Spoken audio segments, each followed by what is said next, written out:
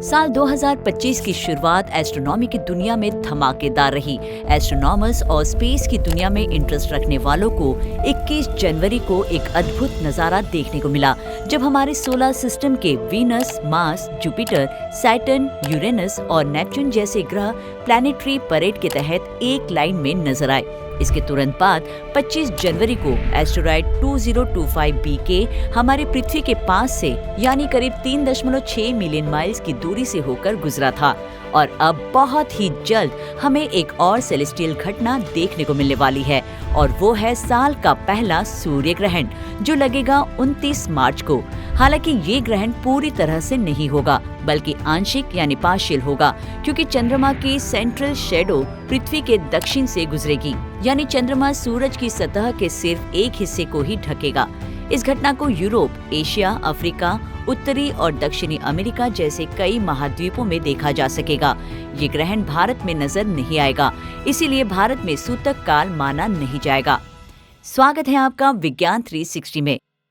Partial solar eclipse यानी आंशिक सूर्य ग्रहण तब होता है जब चांद पृथ्वी और सूरज के बीच से होकर गुजरता है, लेकिन उस वक्त ये परफेक्टली अलाइंड यानी सही तरीके से एक ही लाइन में नहीं होते।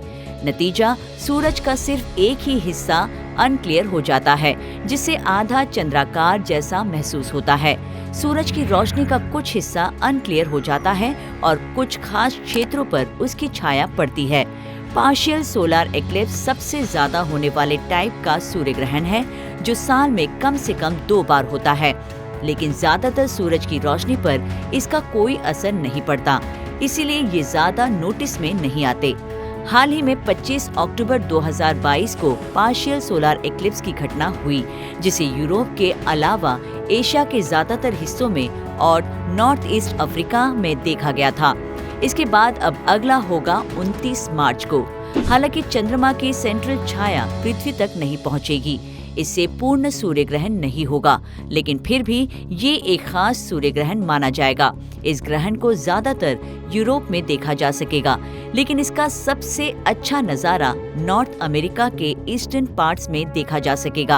अगर उस दिन आसमान साफ रहा तो ईस्टर्न होराइजन में ग्रहण का सूरज उगेगा, जो भोर में एक आश्चर्यजनक नजारा पेश करेगा। ईडीटी टाइम के मुताबिक ये ग्रहण 4:50 AM से लेकर 8:43 AM तक रहेगा। वही यूटीसी टाइम के मुताबिक 8:50 से 12:43 तक ये देखा जा सकेगा। भारत में ग्रहण 2:20 पर शुरू होगा और शाम 6:16 पर खत्म होगा। इस घटना के पीक के दौरान सन के डिस्क का 94% हिस्सा कुछ एरिया में अनक्लियर रहेगा। करीब 44,000 लोग ही 90% या उससे ज्यादा गहरा ग्रहण देख पाएंगे, और ये सब नॉर्दर्न क्यूबेक में होगा, जो एकमात्र ऐसी जगह है जहां इतना गहरा ग्रहण दिखाई देगा। इसका सबसे अच्छा व्यू होगा न्यू ब्रांसविक और कनाडा के नॉर्दर्न क्यूबेक से। साथ ही मेन में जहां उगता हुआ अर्धचंद्राकार सूरज कुछ समय के लिए ईस्टर्न होराइजन पर 2 अलग अलग सोलर हॉर्न यानी कि सौर सींगों की तरह दिखेगा, वही इसका कुछ हिस्सा दिखेगा सेंट्रल और वेस्टर्न यूरोप और नॉर्थ वेस्टर्न रशिया में। इस तरह के ग्रहण को सूरज के डायरेक्ट आई कांटेक्ट कर देखने से बचना चाहिए। कभी भी बिना सही प्रोटेक्शन के डायरेक्ट सूरज को नहीं देखना चाहिए।